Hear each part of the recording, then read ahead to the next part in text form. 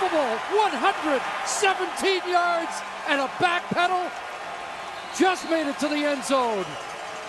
I didn't like the ending, but I sure liked the start. Welcome to WatchMojo, and today we're counting down our picks for the top 10 times athletes and teams celebrated too early. And the rebounder, Richardson. Still an opportunity with a minute to play. At the end, he gets pipped. He gets pipped by Marin Simon of Washington. And you just can't do this kind of stuff, Lewis. You can, and you see his face. But you know what? Showboat later, will you please? He's not touched here, and so, hey, I made a great catch. Guess what?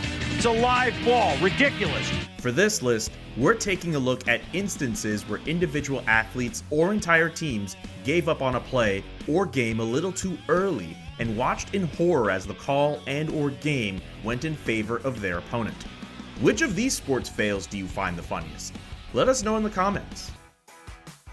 Number 10, Patrick Waugh. Patrick Waugh, when he realized his mistake, went, I'm not sure I've ever done that before. This entry is proof that even Hall of Fame goaltenders make mistakes from time to time. Locked in a 0-0 game with bitter rivals Detroit in the 2002 Western Conference Finals, Patrick Waugh appeared to be a brick wall. In this sequence alone, he made a number of key saves. However, he wouldn't be on this list if that's all that had occurred. After making a particularly impressive save on Red Wings captain Steve Yzerman, Waugh lifted his glove hand in the air in celebration. Great save! The goal counts! The goal counts! The goal counts! Patrick Waugh thought he had it in the glove. He went to hold it up. It fell down behind him and went in.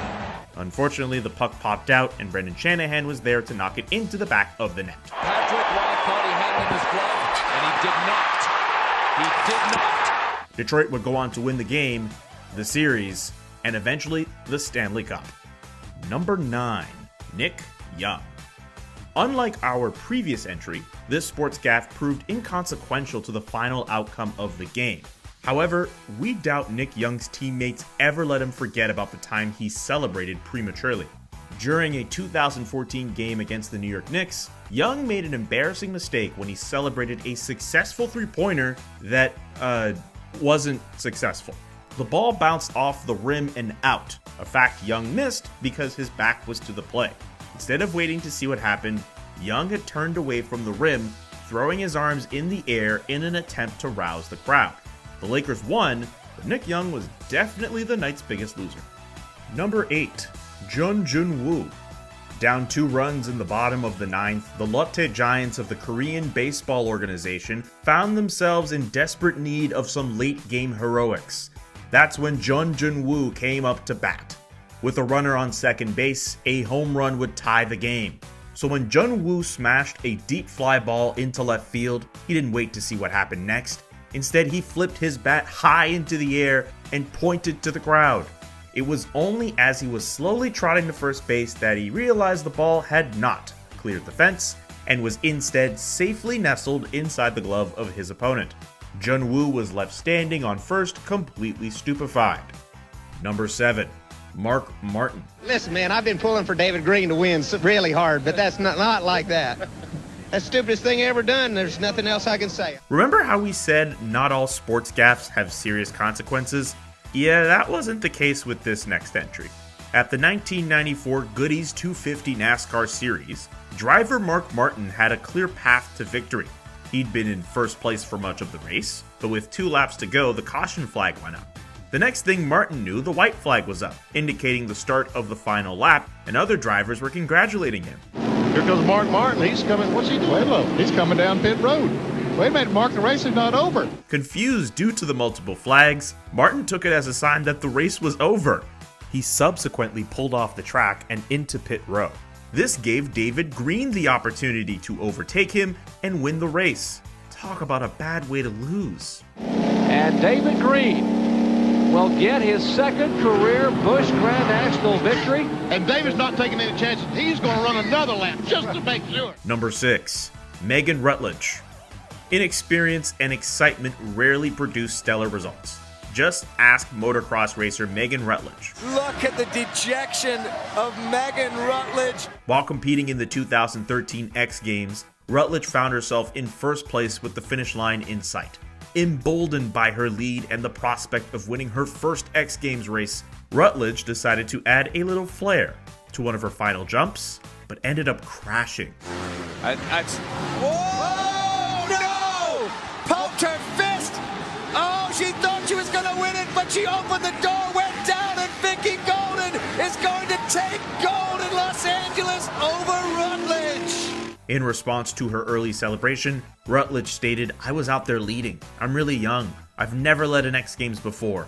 I celebrated a bit too early and made a mistake. The moment may have proved too big for the young racer, but it sounds like she learned her lesson." Number 5. Adriana Nelson.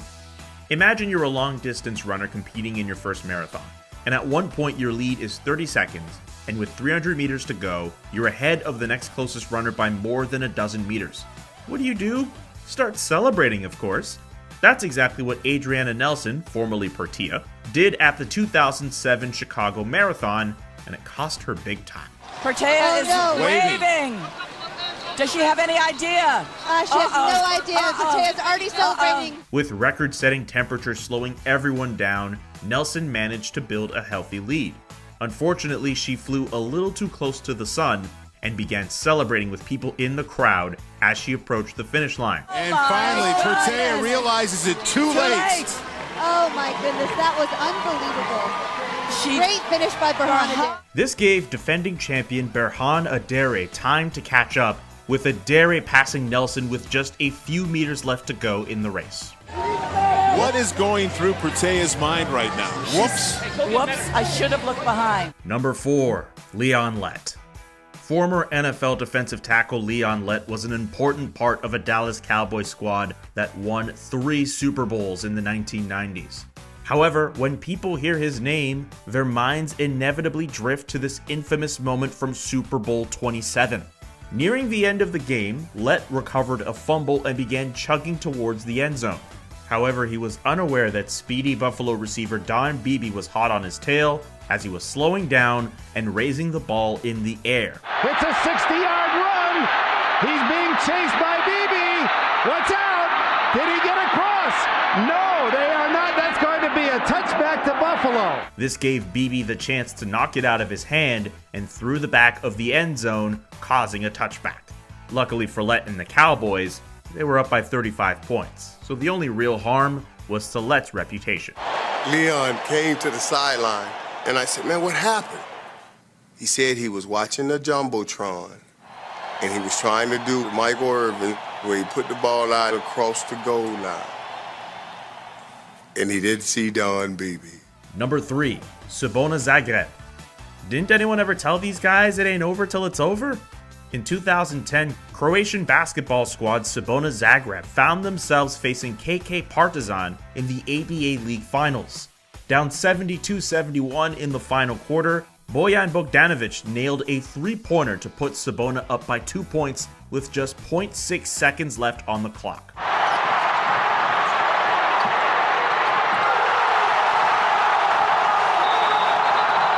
Cibona Zagreb players and coaches immediately ran onto the court to celebrate, but all this did was give KK Partizan a golden opportunity to get the ball up the court undefended and score the game-winning basket. Cibona lost 75-74 and learned a valuable lesson about playing to the final buzzer. Number 2. Khalid Askri. Back in 2010, FAR Rabat goalkeeper Khalid Askri found himself in a penalty shootout versus Mas Fez in the 2010 Moroccan Throne Cup. With the game on the line, Askri stared down the opposing player and made a key save to extend the shootout. He then stood up and began banging his chest in an attempt to rile up the crowd. Unfortunately for Askri, the ball continued to spin right into the back of the net.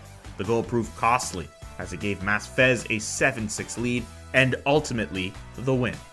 Before we unveil our top pick, here are some honorable mentions.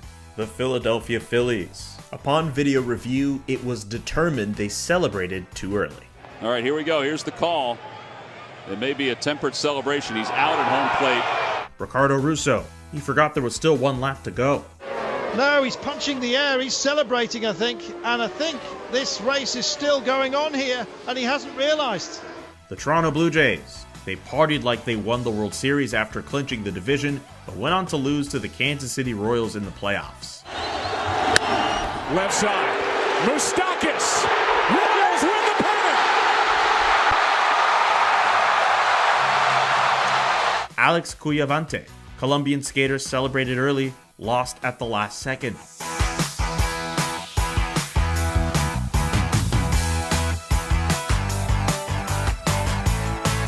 Skyview High School. Sometimes knowing the rules is more important than making the big play.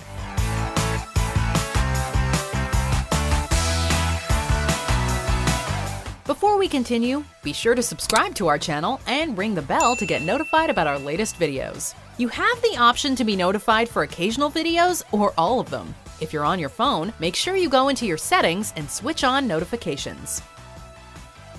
Number 1. DeSean Jackson. What is it with football players dropping the ball at the 1-yard line? Unlike Leon Lett, this gaffe was 100% DeSean Jackson's fault. After catching a deep ball from Eagles quarterback Donovan McNabb, Jackson zipped into the end zone and immediately began to celebrate. McNabb loading up deep for DeSean Jackson. He hauled it in. Oh, wow. Did he get over the goal line? Did he get over the goal line? Yes, he did. Touchdown. Turns out he kicked off the festivities a little too soon, dropping the football before entering the end zone. Watches very closely. He has secured the football. Whoa. I saw it live and it didn't look right, and you just can't do that. While initially ruled a touchdown, video review quickly determined the ball never crossed the white line. After review, the runner lost control of the football prior to going into the end zone. By rule, the ball will belong to Philadelphia on the 1-yard line, 1st and goal. Luckily for Jackson, the ball was placed at the 1-yard line, and the Eagles immediately punched it in for a score. Do you agree with our picks? Check out this other recent clip from WatchMojo, and be sure to subscribe and ring the bell to be notified about our latest videos.